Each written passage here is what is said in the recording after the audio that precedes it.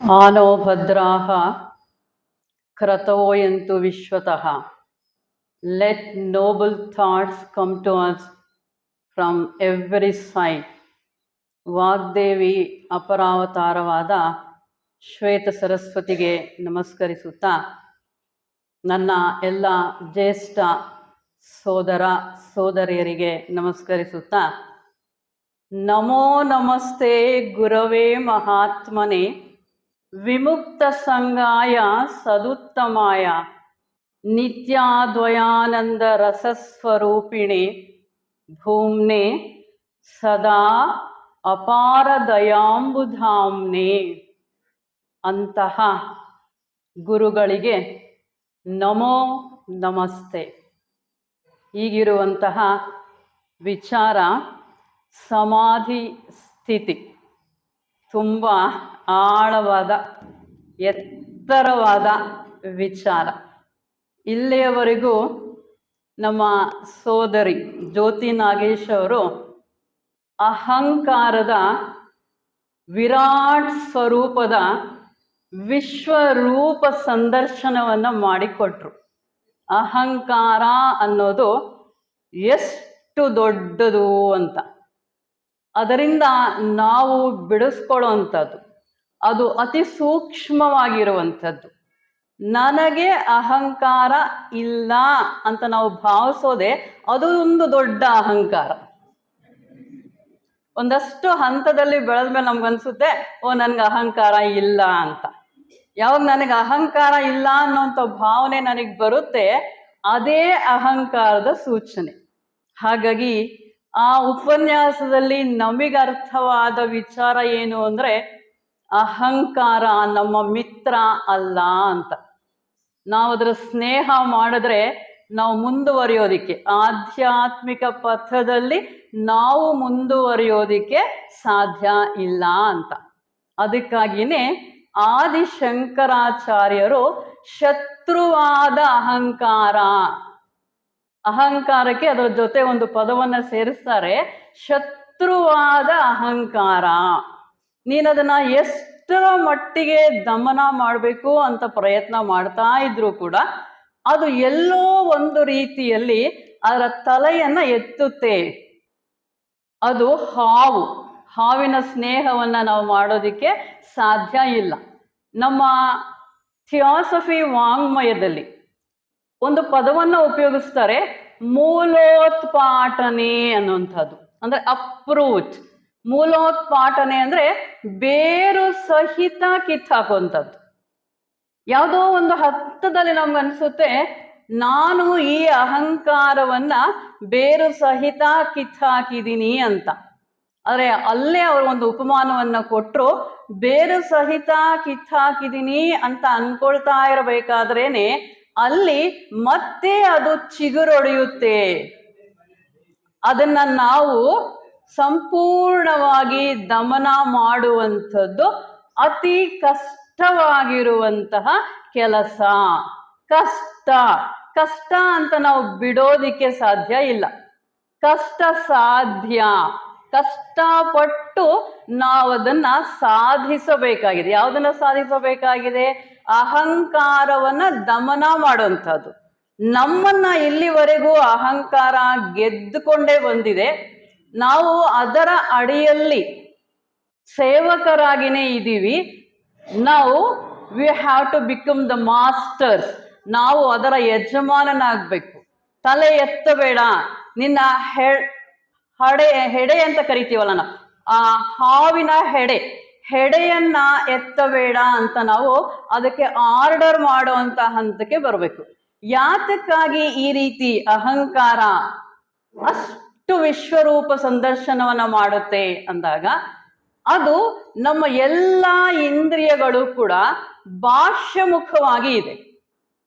ನಮ್ಮ ಇಂದ್ರಿಯಗಳು ಬಾಹ್ಯಮುಖವಾಗಿ ಇರುವ ಕಾರಣ ಅವು ಸದಾ ಬಾಹ್ಯ ಪ್ರಪಂಚದಲ್ಲಿ ಇರುವಂತಹ ವಸ್ತು ವಿಷಯಗಳ ಕಡೆ ಗಮನ ಹೋಗುತ್ತೆ. ಕಣ್ಣು ನೋಡ್ಬೇಕು ಅಂತ ಯೋಚನೆ ಮಾಡುತ್ತೆ, ಕಿವಿ ಕೇಳಬೇಕು ಅಂತ ಯೋಚನೆ ಮಾಡುತ್ತೆ, ನಾಲಿಗೆ ರುಚಿ ನೋಡ್ಬೇಕು ಅಂತ ಅನ್ಸುತ್ತೆ. ಹಾಗಾಗಿ ಸದಾ ಏನು ನಮ್ಮಲ್ಲಿರುವಂತಹ ಪಂಚೇಂದ್ರಿಯಗಳು ಇದೆ ಅವೆಲ್ಲವೂ ಕೂಡ ಅದರ ಗಮನ ಸದಾ ಬಾಹ್ಯಮುಖವಾಗಿ, ಅಂದ್ರೆ ಹೊರಗಿನ ಗಮನ ಮಾತ್ರನೇ ಇರುತ್ತೆ. ಅದನ್ನ ನಾವೇನಂತ ಕರಿತೀವಿ ಆಧ್ಯಾತ್ಮಿಕ ಪರಿಭಾಷೆಯಲ್ಲಿ ಅಂದ್ರೆ ವಿಷಯ ಚಿಂತನೆ. ವಿಷಯ ಅಂದ್ರೆ ಇಲ್ಲೇನರ್ಥ, ನಮ್ಮ ಇಂದ್ರಿಯಗಳು ನೋಡಿದ್ದನ್ನ ಬೇಕು ಅನ್ಸ್ಕೊಳ್ಳುತ್ತೆ, ಅದನ್ನೇನೋ ಕೇಳಿಸ್ಕೋಬೇಕು ಅನ್ಕೊಳ್ಳುತ್ತೆ, ಅದೇನೋ ತಿನ್ಬೇಕು ಅಂತ ಅನ್ಕೊಳ್ಳುತ್ತೆ. ಈ ರೀತಿಯಾಗಿ ಅದರ ಹಿಂದೆ ಹೋಗ್ತಾ ಅದರ ಯೋಚನೆಯಲ್ಲಿ ಆ ವಿಷಯಗಳ ಅಂದ್ರೆ ನಾವು ಅನುಭವಿಸಬೇಕು ಅನ್ನುವಂತಹ ವಿಚಾರಗಳ ಯೋಚನೆಯ ಹಿಂದೆ ಅದು ಹೋಗುತ್ತೆ. ಯಾವಾಗ ಅದು ಆ ವಿಚಾರಗಳ ಹಿಂದೆ ಹೋಗುವಂತ ಪ್ರಯತ್ನವನ್ನ ಮಾಡುತ್ತೋ ಆಗ ನಾವು ಕಾರ್ಯೋನ್ಮುಖರಾಗ್ತೀವಿ. ಕಾರ್ಯೋನ್ಮುಖರು ಅಂದ್ರೆ ನನಗೆ ನಾಲಿಗೆಗೆ ರುಚಿ ಬೇಕು, ನಾಲಿಗೆಗೆ ರುಚಿ ಬೇಕು ಅಂತ ನನ್ನ ಇಂದ್ರಿಯಗಳು ರುಚಿಯ ಕಡೆ, ಒಂದು ಮೈಸೂರು ಪಾಕ್ ಕಡೆ ಹೋದಾಗ ಅದು ವಿಷಯ ಚಿಂತನೆ. ಅವಾಗ ಏನ್ ಮಾಡ್ತೀವಿ, ಆ ಮೈಸೂರು ಪಾಕನ್ನ ಪಡೆಯೋದಿಕ್ಕೆ ಬೇಕಾಗಿರುವಂತಹ ಕೆಲಸವನ್ನ ಮಾಡೋದಕ್ಕೆ ಪ್ರಾರಂಭ ಮಾಡ್ತೀವಿ.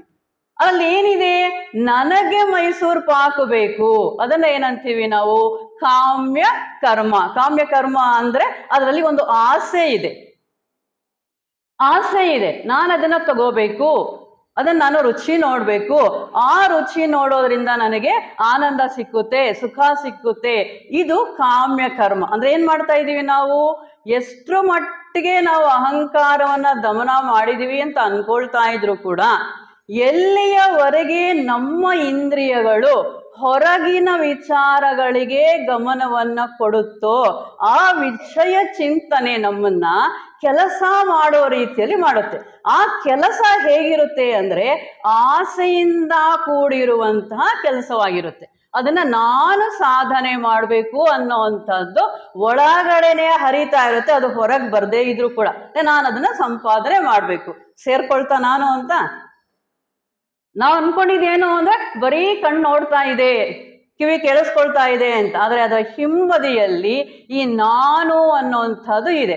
ನಾನು ಅನ್ನೋಂಥದ್ದು ಇರೋದಕ್ಕಾಗಿನೇ ನಾವು ಕೆಲಸ ಮಾಡಬೇಕಾಗಿರೋ ರೀತಿಯಲ್ಲಿ ನಮ್ಮನ್ನ ಅದು ಪ್ರಚೋದನೆ ಮಾಡ್ತಾ ಇದೆ. ಈ ರೀತಿಯಾಗಿ ಕಾಮ್ಯ ಅಂದ್ರೆ ಅದರಲ್ಲಿ ಆಸೆಯನ್ನ ಹೊಂದಿ ಕೆಲಸ ಮಾಡೋದಕ್ಕೆ ಪ್ರಚೋದನೆ ಸಿಕ್ಕಾಗ ಏನಾಗುತ್ತೆ, ನಮ್ಮಲ್ಲಿ ಸಂಸ್ಕಾರ ರೂಪದಲ್ಲಿ ಸೇರ್ಕೊಳ್ಳುತ್ತೆ. ಅದೇ ಈ ಜನ್ಮ ಜನ್ಮಗಳಲ್ಲೂ ಮೈಸೂರು ಪಾಕ್ ನನ್ಗೆ ಇಷ್ಟ ಇತ್ತು, ಈಗ ಕೂಡ ಮೈಸೂರು ಪಾಕನ್ನ ಕಂಡ ತಕ್ಷಣ ಏನನ್ಸುತ್ತೆ, ಓ ಮೈಸೂರು ಪಾಕು ಚೆನ್ನಾಗಿರುತ್ತೆ. ಯಾತಕ್ಕಾಗಿ ನಿನ್ಗೆ ಮೈಸೂರು ಪಾಕ್ ಚೆನ್ನಾಗಿರುತ್ತೆ ಅಂತ ಅನ್ನಿಸ್ತು ಅಂದ್ರೆ ಅಲ್ಲಿ ವಾಸನಾ ರೂಪದಲ್ಲಿ, ಸಂಸ್ಕಾರ ರೂಪದಲ್ಲಿ ಒಳಗಡೆ ಈಗಾಗ್ಲೇನೆ ಸೇರ್ಕೊಂಡಿದೆ ಅದು. ಆ ರೀತಿಯಾಗಿ ಅದು ನಮ್ಮನ್ನ ಪ್ರಚೋದನೆ ಮಾಡ್ತಲೇ ಇರುತ್ತೆ. ಯಾವುದೋ ಒಂದು ಕಾರ್ಯಕ್ಕೆ ಅಲ್ಲಿ ಪ್ರಚೋದನೆ ನಡೀತಾ ಇದೆ. ಯಾವಾಗ ಕಾರ್ಯಕ್ಕೆ ಅಲ್ಲಿ ಪ್ರಚೋದನೆ ನಡೀತಾ ಇದೆಯೋ ಇನ್ನು ಮುಂದಿನ ಹಂತ ಸಂಸಾರ. ಸಂಸಾರ ಅಂದ್ರೆ ಎಲ್ಲ ಹಂತಗಳು. ಸಂಸಾರ ಅಂದ್ರೆ ಏನ್ ಅನ್ಕೋಬಹುದು ನಾವು, ಪತಿ ಪತ್ನಿ ಮಕ್ಕಳು ಒಂದು ಹಂತದಲ್ಲಿ ಸಂಸಾರ, ಇನ್ನು ಇಡೀ ಪ್ರಪಂಚ ಒಂದು ಹಂತದಲ್ಲಿ ಸಂಸಾರ, ಇನ್ನು ಅದಕ್ಕಿಂತಲೂ ವೇದಾಂತದಲ್ಲಿ ಸಂಸಾರ ಅನ್ನುವಂಥ ಪದ ನಮ್ಮ ಗಮನಕ್ಕೆ ಬಂತು ಅಂದ್ರೆ ನಾವು ಅರ್ಥ ಮಾಡ್ಕೋಬೇಕಾಗಿರೋಂಥದ್ದು ಅಥವಾ ನಾವು ಜ್ಞಾಪಿಸ್ಕೋಬೇಕಾಗಿರೋಂಥ ಅಂಶ ಏನು ಅಂದ್ರೆ ಪುನರಪಿ ಜನನಂ ಪುನರಪಿ ಮರಣಂ, ಇದು ಸಂಸಾರ. ಇನ್ನು ಯಾವಾಗ ನಾವು ಈ ಚಕ್ರದಲ್ಲಿ ಅಂದ್ರೆ ಸಂಸಾರ ಚಕ್ರದಲ್ಲಿ ಪುನರಪಿ ಜನನಂ ಪುನರಪಿ ಮರಣಂ ಅನ್ನುವಂತಹ ಈ ಚಕ್ರದಲ್ಲಿ ಸಿಕ್ಕಾಕೊಂಡಿದೀವೋ ಆಗ ದುಃಖ ತಪ್ಪಿದ್ದು ಅಲ್ಲ. ಎಲ್ಲಿವರೆಗೂ ನಮಗೆ ದುಃಖ ತಪ್ಪಿದ್ದು ಅಲ್ಲಿವೋ ಅಲ್ಲಿಯವರೆಗೂ ಕೂಡ ನಮಗೆ ನಾವು ಯಾರು ಅನ್ನುವಂಥದ್ದು ಅರ್ಥ ಆಗಿಲ್ಲ. ಸತ್ ಚಿತ್ ಆನಂದ ಸ್ವರೂಪರು ನಾವು ಅನ್ನೋಂಥದ್ದು ನಮಗೆ ಅರ್ಥ ಆಗಿದ್ದಿದ್ರೆ, ಆನಂದ ಸ್ವರೂಪರು ನಾವು ಅನ್ನೋಂಥದ್ದು ನಮಗೆ ಅರ್ಥ ಆಗಿದ್ದಿದ್ರೆ ಅಲ್ಲಿ ದುಃಖಕ್ಕೆ ಸ್ಥಾನ ಇಲ್ಲ. ಯಾವಾಗ ದುಃಖಕ್ಕೆ ಸ್ಥಾನವನ್ನ ಕೊಟ್ಟು ನಾವು ಪಕ್ಕಕ್ಕೆ ಸರಿದ್ಬಿಟ್ಟು ಅದನ್ನ ನೀನು ಕೂತ್ಕೋ ಅಂತ ನಾವು ಜಾಗ ಕೊಟ್ಟು ಆಗಲೇ ಗೊತ್ತಾಯ್ತು ನಮಗೆ ಆತ್ಮ ಸಾಕ್ಷಾತ್ಕಾರ ಆಗಿಲ್ಲ ಅಂತ. ನೋಡ್ದ, ಎಲ್ಲಿಂದ ಎಲ್ಲಿಯವರೆಗೂ ನಾವ್ ಅನ್ಕೊಂಡಿದ್ದೇನು ಅಂದ್ರೆ ಈ ಇಂದ್ರಿಯಗಳು ಕರ್ಕೊಂಡು ಹೋಗ್ದಂಗೆ ಹೋಗ್ತಾ ಇದೀವಿ, ಅದರಿಂದ ನಮಗಾಗುವಂತ ನಷ್ಟ ಏನು ಅಂತ. ಆದ್ರೆ ಇಂದ್ರಿಯಗಳ ಹಿಂದೆ ನಾವು ಹೋಗ್ತಾ ಇದ್ರೆ ಯಾವ ರೀತಿಯಾಗಿ ಈ ಅಹಂಕಾರ ಅನ್ನುವಂಥದ್ದು ಚಿಗುರುತ್ತೆ, ಅದು ನಮ್ಮನ್ನ ಎಲ್ಲಿ, ನಮ್ಮ ಗುರಿಯನ್ನ ಯಾವ ರೀತಿಯಾಗಿ ತಪ್ಪಿಸುತ್ತೆ, ಅದರ ಕಡೆ ನಾವು ಹೆಚ್ಚಿನ ಗಮನವನ್ನ ಕೊಡ್ಬೇಕಾಗಿದೆ, ಹೆಚ್ಚಿನ ಗಮನವನ್ನ ಕೊಡ್ಬೇಕಾಗಿದೆ. ಸರಿ, ನಿನ್ನಿಷ್ಟ, ನೀನು ಹೋಗ್ತಾ ಇರು, ನಾನು ಪರವಾಗಿಲ್ಲ, ನನ್ನ ಸಾಧನೆನ ನಾನು ಮಾಡ್ಕೊಳ್ತೀನಿ ಅಂದ್ರೆ ಅದು ಆಗಲ್ಲ. ಇಂದ್ರಿಯಗಳನ್ನ ನಿನ್ನಿಷ್ಟದ ಪ್ರಕಾರ ನೀನ್ ಮಾಡ್ಕೋ, ನಾನ್ ನನ್ನ ಸಾಧನೆಯನ್ನ ಮಾಡ್ಕೊಳ್ತೀನಿ ಅಂತ ಹೇಳಿದ್ರೆ ನಮ್ಮ ಸಾಧನೆ ಮುಂದುವರಿಯೋದಿಕ್ಕೆ ಸಾಧ್ಯ ಇಲ್ಲ. ಯಾಕೆ ಅಂದ್ರೆ ಇಂದ್ರಿಯಗಳು ನಮ್ಮ ದಾರಿಯನ್ನ ತಪ್ಪಿಸುತ್ತೆ. ಅನ್ಯ ಮಾರ್ಗವಿಲ್ಲ. There is no other path to go. ಇರೋದು ಒಂದೇ ದಾರಿ. ನೀನು ಯಾವಾಗ ಇಂದ್ರಿಯಗಳಿಗೆ ಜಾಗ ಕೊಟ್ಟ್ಯೋ ಮತ್ತೆ ನಿನ್ನ ಗುರಿಯನ್ನ ಸೇರೋದಿಕ್ಕೆ ಅಲ್ಲಿ ಅವಕಾಶ ಇಲ್ಲ. ಹಾಗಾಗಿ ನಮ್ಮ ಸಾಧನೆಯಲ್ಲಿ ನಾವು ಅನುಕ್ಷಣ ಅಪ್ರಮತ್ತರಾಗಿರಬೇಕು. ಅದನ್ನೇ ನಮ್ಮ JK ಅವರ ಮಾತಲ್ಲಿ ಹೇಳ್ಬೇಕಾದ್ರೆ ಕಾನ್ಸ್ಟೆಂಟ್ ಅವೇರ್ನೆಸ್. ಅವರು ಅವೇರ್ನೆಸ್ ಅನ್ನೋಂಥ ಪದವನ್ನು ಬರೀ ಸಿಂಗಲ್ ಆಗಿ ಉಪಯೋಗಿಸಲ್ಲ. ಅವೇರ್ನೆಸ್ ಅಂದ್ರೆ ಗಮನಿಸುವಂತಹದ್ದು. ಆದ್ರೆ ಗಮನಿಸ್ತಾನೆ ಇರ್ತೀವಿ, ಎಲ್ಲೋ ಒಂದು ಕ್ಷಣ ಮರಿತೀವಿ, ಅದು ಕಾಯ್ತಲೇ ಇರುತ್ತೆ, ಸಿಕ್ತು ಸೇರ್ಕೊಳ್ತೀನಿ ಅಂತ ಹೇಳುತ್ತೆ. ಅದಕ್ಕೆ ನಮ್ಮ ದೊಡ್ಡವರು ಪುರಾಣಗಳು ಅಂದ್ರೆ ನಾವ್ ಈಗೇನ್ ಮಾಡ್ತೀವಿ, ಆ ಪುರಾಣಗಳೆಲ್ಲ ಕೂಡ ಅರ್ಥಹೀನ ಅನ್ನೋಂಥ ಮಟ್ಟಕ್ಕೆ ಬಂದಿದೀವಿ. ಅಂದ್ರೆ ನಮ್ ದೊಡ್ಡವರೊಂದು ಮಾತು ಹೇಳ್ತಾ ಇದ್ರು, ಏನು ಅಂದ್ರೆ ಕೈ ಕಾಲು ತೊಳ್ಕೊಳ್ಳೋವಾಗ ನೀಟಾಗಿ ತೊಳ್ಕೋಬೇಕು, ಅದರಲ್ಲಿ ಸಣ್ಣದಾಗಿ ಒಂಚೂರು ಗ್ಯಾಪ್ ಇದ್ರೂ ಕೂಡ ಅಲ್ಲಿ ಶನಿ ಮಹಾತ್ಮ ಬಂದು ಸೇರ್ಕೊಳ್ತಾನೆ ಅಂತ. ನಾವ್ ಅನ್ಕೊಂಡಿದ್ದೇನು ಅಂದ್ರೆ ಪುರಾಣಕ್ಕೆ ಅರ್ಥ ಇಲ್ಲ, ಶನಿ ಮಹಾತ್ಮ ಇದ್ದಾನಂತೆ ಸೇರ್ಕೊಳ್ತಾನೆ ಅಂತಂದ್ರೆ ಅದು ಒಂದು ಸಿಂಬಾಲಿಕ್ ಅಷ್ಟೇ. ನೀನು ಯಾವ ಕೆಲಸವನ್ನ ಮಾಡ್ತಾ ಇದ್ರು ಕೂಡ ಆ ವಿಚಾರದಲ್ಲಿ ನಿನಗೆ ಪರಿಪೂರ್ಣವಾದ ಗಮನ ಇರಬೇಕು ಅನ್ನೋದನ್ನ ನಮ್ಗೆ ತೋರಿಸಿ ಕೊಡೋದಿಕ್ಕಾಗಿ ನಿನ್ ಗಮನ ಇದ್ದಿದ್ರೆ ಆ ಪ್ಯಾಚ್ ಆಗಿ ನಿನ್ ಕೈಕಾಲು ತೊಳಿತಾ ಇರ್ಲಿಲ್ಲ. ಆ ಕೈಕಾಲು ತೊಳೆಯೋದಲ್ಲಿ ಪ್ಯಾಚ್ ಇದೆ ಅಂದ್ರೆ ನಿನ್ನ ಗಮನ ಇಲ್ಲ ಅಂತ. ಅದನ್ನ ಇನ್ನೊಂದು ರೀತಿಯಲ್ಲಿ ಸಿಂಪ್ಲಿಫೈ, ಎಲ್ಲರಿಗೂ ಅರ್ಥವಾಗುವಂತ ರೀತಿಯಲ್ಲಿ ಅವರು ಹೇಳಿರುವಂಥದ್ದು. ಅದನ್ನೇ ಇನ್ ಸ್ವಲ್ಪ ಅರ್ಥ ಮಾಡ್ಕೊಳ್ಳೋಂಥ ಶಕ್ತಿ ಇರೋರಿಗೆ ನಮ್ಮ JK ಅವರು ಹೇಳಿರುವಂಥದ್ದು, not only just awareness, it is constant awareness. ಅದನ್ನೇ ಅಪ್ರಮತ್ತೋಭವ. ಅದಕ್ಕಾಗಿ ಶಂಕರಾಚಾರ್ಯರು ಅವರದ್ದೇ ಆದ ಶೈಲಿಯಲ್ಲಿ ಹೇಳ್ತಾರೆ, ಅತಃ ಪ್ರಮಾದಾತ್ ನ ಪರೋಸ್ತಿ ಮೃತ್ಯುಹು. ಶಂಕರಾಚಾರ್ಯರು ಬೇರೆ ಅಲ್ಲ, ನಮ್ಮ ಸನತ್ ಕುಮಾರ ಪ್ರಭುಗಳು ಬೇರೆ ಅಲ್ಲ. ಈ ವಾಕ್ಯವನ್ನ ಹೇಳಿರುವಂತವ್ರು ಸನತ್ ಕುಮಾರ ಪ್ರಭುಗಳು. ನಾವ್ ಯಾರನ್ನ ದ ಕಿಂಗ್ ಅಂತ ಆರಾಧನೆಯನ್ನ ಮಾಡ್ತೀವೋ, ಯಾರು ನಮ್ಮೆಲ್ಲ ಜ್ಞಾನಕ್ಕೂ ಅಧಿಪತಿಯೋ, ಅವರು ಹೇಳಿರುವಂತ ಮಾತೇನು ಅಂದ್ರೆ ನ ಪ್ರಮಾದಾತ್ ಪರೋ ಅಸ್ತಿ ಮೃತ್ಯುಹು. ನೀನು ಯಾವುದನ್ನ ಮೃತ್ಯು ಅಂತ ಕರೀತಾ ಇದೆಯೋ ಅದು ನ ಪ್ರಮಾದಾತ್ ಪರಹ ಅಸ್ತಿ, ಅಂದ್ರೆ ನಿನ್ನ ಅಜಾಗರೂಕತೆಗಿಂತಲೂ ಮಿಂಚಿರುವಂತಹ ಮೃತ್ಯು ಬೇರೊಂದು ಇಲ್ಲ. ಮತ್ತೊಂದ್ಸಲ, ನಿನ್ನ ಅಜಾಗರೂಕತೆಗಿಂತಲೂ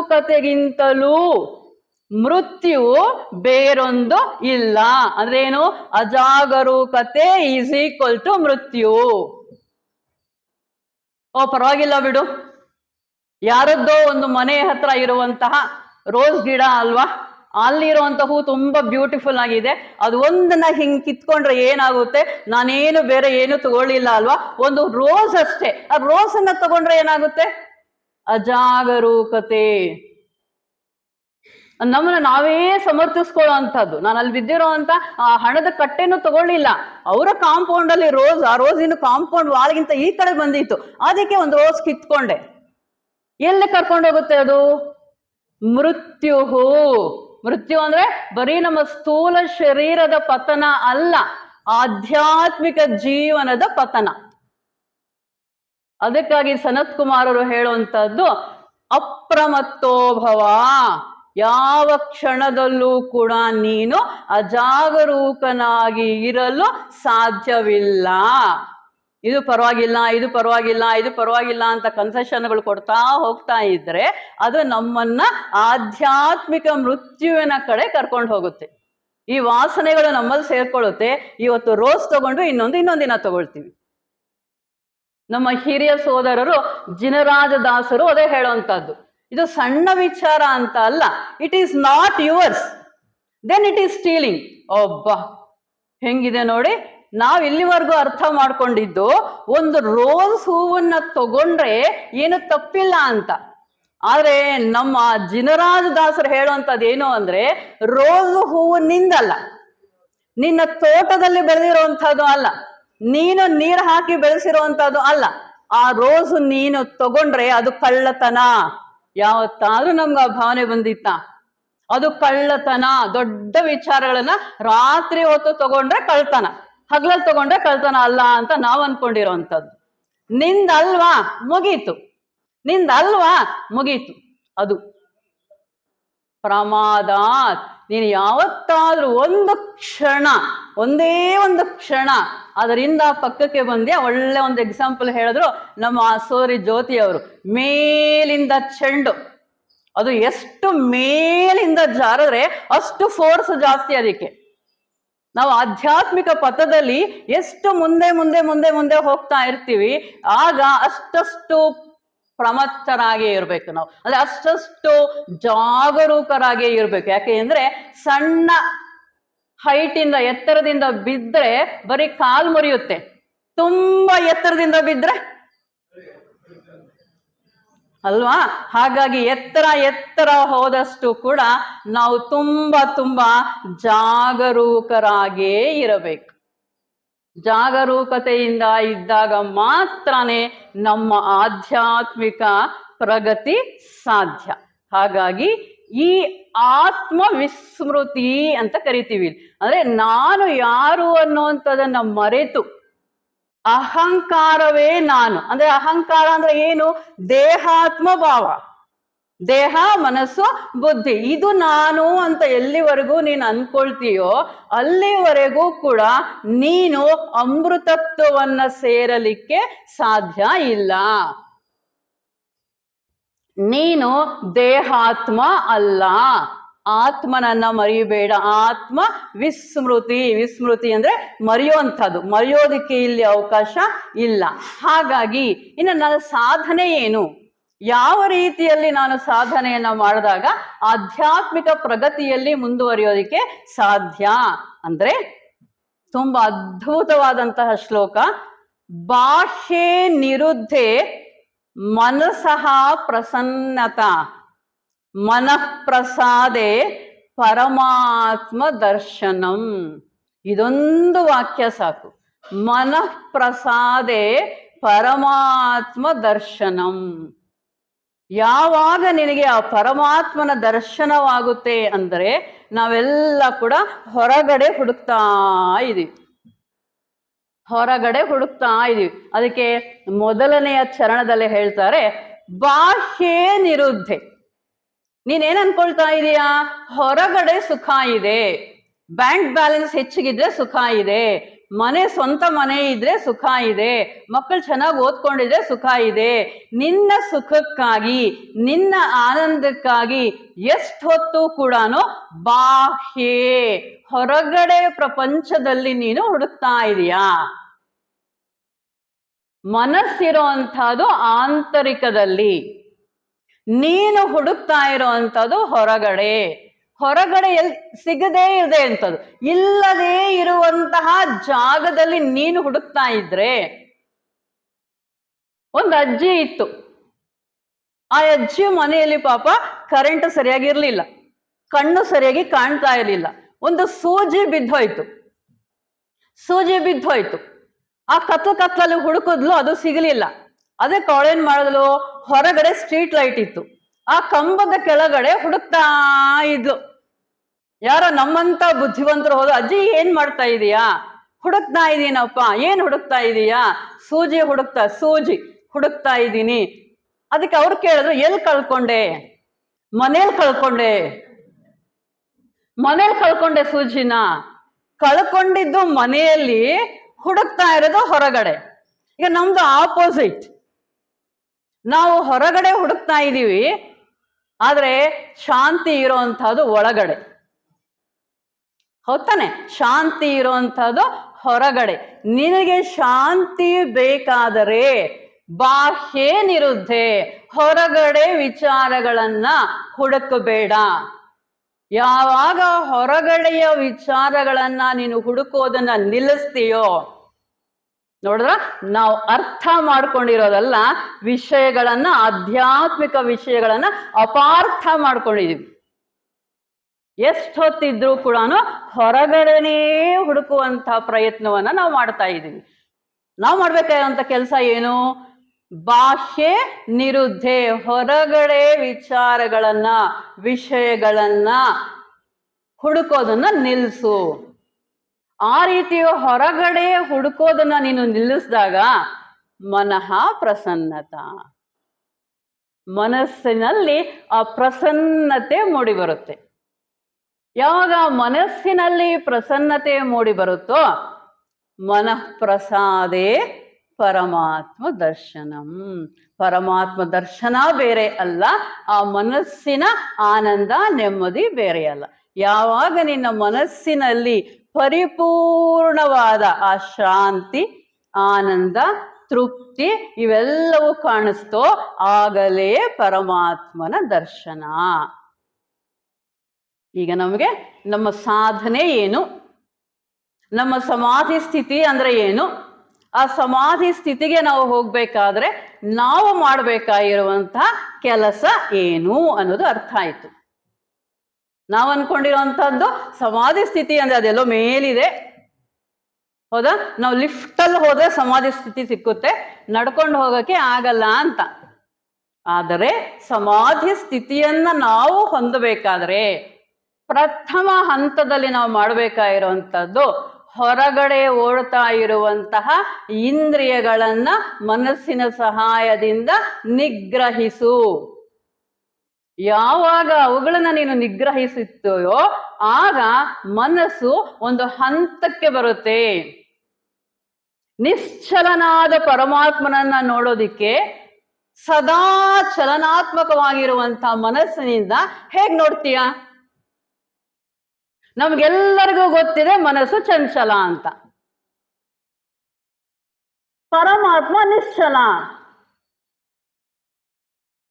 ನಿಶ್ಚಲನಾದ ಪರಮಾತ್ಮನನ್ನ ಸದಾ ಚಲನಾತ್ಮಕವಾಗಿರುವಂತಹ ಮನಸ್ಸಿನಿಂದ ಹೇಗೆ ಹುಡುಕಲು ಸಾಧ್ಯ, ಹೇಗೆ ಹೊಂದಲು ಸಾಧ್ಯ?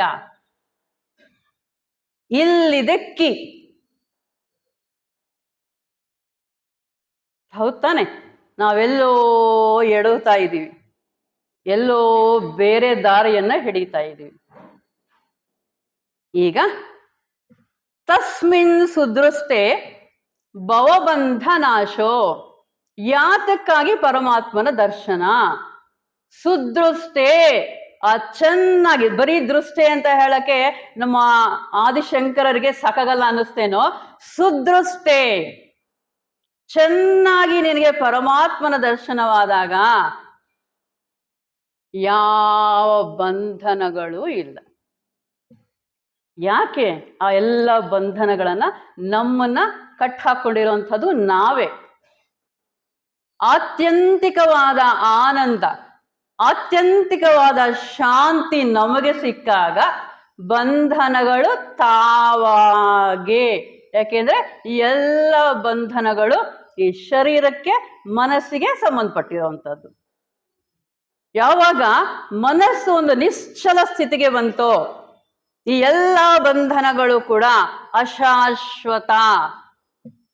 ನನಗೆ ಶಾಶ್ವತವಾದ ವಸ್ತು ಸಿಕ್ಕಿದೆ, ಶಾಶ್ವತವಾದ ವಸ್ತು ನನಗೆ ಸಿಕ್ಕಿದೆ ಅನ್ನುವಂತಹ ಆ ನಿಶ್ಚಲವಾದ ಆ ಭಾವನೆ ನಿನ್ನಲ್ಲಿ ಯಾವಾಗ ಬಂತೋ ಆವಾಗ ಸಹಜವಾಗಿಯೇ ಈ ಬಂಧನಗಳೆಲ್ಲ ಕೂಡ ಮಾಯಾ ಕಲ್ಪಿತ, ನೀನಾಗಿ ನೀನ್ ಕಟ್ ಹಾಕೊಂಡಿರೋದು.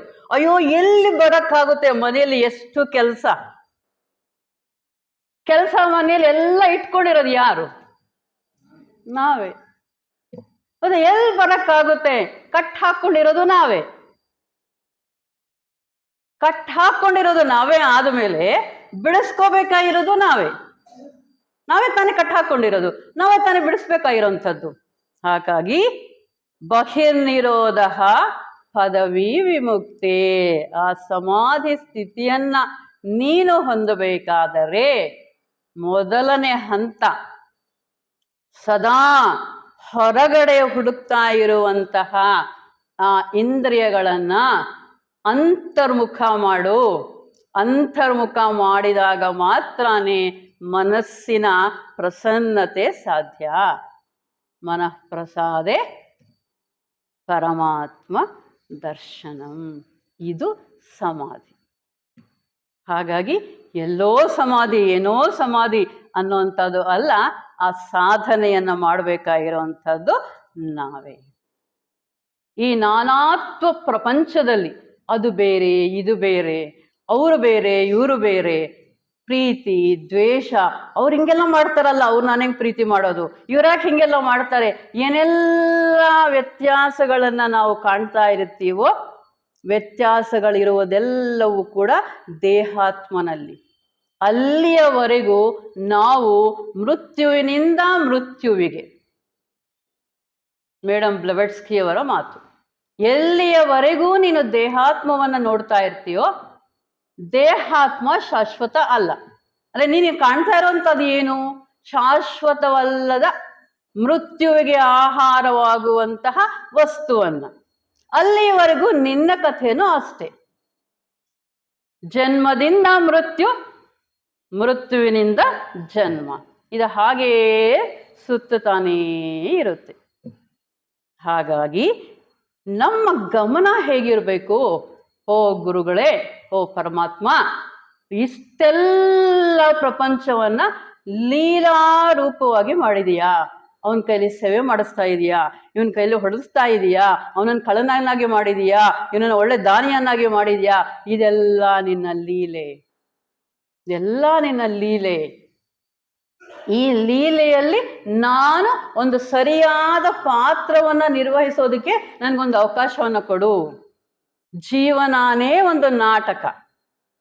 ಆ ನಾಟಕದಲ್ಲಿ ಧರ್ಮರಾಯನೂ ಇದ್ದಾನೆ, ದುರ್ಯೋಧನನೂ ಇದ್ದಾನೆ. ಆಮೇಲೆ ಅವರೆಲ್ಲ ಮೇಕಪ್ ತೊಳ್ಕೊಂಡು ಹೊರಗಡೆಗೆ ಬಂದಾಗ ಅವರ ನಿಜ ತತ್ವ ಏನು ಅನ್ನೋದು ಗೊತ್ತಾಗುತ್ತೆ. ಅಲ್ಲಿ ಧರ್ಮರಾಯನೂ ಇಲ್ಲ, ದುರ್ಯೋಧನನೂ ಇಲ್ಲ. ನಾವು ನೋಡ್ತಾ ಇರೋದೆಲ್ಲ ಕೂಡ ಪೇಂಟ್ ಹಾಕೊಂಡಿರುವಂತ ಈ ಪ್ರಪಂಚವನ್ನ, ಆ ಒಳಗಿನ ಆತ್ಮವನ್ನ ನಾವು ಗಮನಿಸ್ತಾ ಇಲ್ಲ. ಎಲ್ಲಿವರೆಗೂ ಪೇಂಟ್ ಹಾಕೊಂಡಿರೋ ಪ್ರಪಂಚವನ್ನ ನಾವು ನೋಡ್ತಾ ಇರ್ತೀವೋ ಅಲ್ಲಿವರೆಗೂ ಧರ್ಮರಾಯ ಒಳ್ಳೆಯವನು ಅಂತ ಕರಿತಾ ಇರ್ತೀವಿ, ದುರ್ಯೋಧನ ಕೆಟ್ಟವನು ಅಂತ ಕರಿತಾ ಇರ್ತೀವಿ. ಆದ್ರೆ ಆ ಪೇಂಟ್ ಅನ್ನ ತೊಳೆದ್ಬಿಟ್ಟ ಮೇಲೆ ಒಳಗಿರುವಂತ ವ್ಯಕ್ತಿ ಬೇರೆ. ಅಂದ್ರೆ ಒಳಗಿರುವಂತ ವ್ಯಕ್ತಿ ಯಾರು? ಆತ್ಮ. ಸರ್ವಭೂತಸ್ಥಮಾತ್ಮಾನಂ ಸರ್ವಭೂತಾನಿ ಚ ಆತ್ಮನಿ. ಎಲ್ಲ ಜೀವರಾಶಿಗಳಲ್ಲೂ ಆತ್ಮನನ್ನು, ಆತ್ಮನಲ್ಲಿ ಎಲ್ಲ ಜೀವರಾಶಿಗಳನ್ನು ನೋಡುವಂಥದ್ದನ್ನ ನೀನು ಕಲಿತಾಗ ಆಗ ಮೃತ್ಯುವನ್ನ ಗೆಲ್ಲೋದಕ್ಕೆ ಸಾಧ್ಯ. ಕಾರಣ ನಿನ್ನ ಗಮನ ಶಾಶ್ವತವಾದ ಆತ್ಮನ ಕಡೆ ಇದೆ. ಎಲ್ಲಿವರೆಗೂ ನಿನ್ನ ಗಮನ ಶಾಶ್ವತವಾದ ಆತ್ಮನ ಕಡೆ ಮಾತ್ರ ಇರುತ್ತೋ ಆಗ ನೀನೂ ಕೂಡ ಅದೇ ಶಾಶ್ವತವಾದ ವಸ್ತು ಆಗೋದಕ್ಕೆ ಸಾಧ್ಯ ಇದೆ. ಇದು ನಮ್ಮ ಮೇಡಮ್ ಬ್ಲವೆಟ್ಸ್ಕಿ ಅವರು ಹೇಳುವಂಥದ್ದು.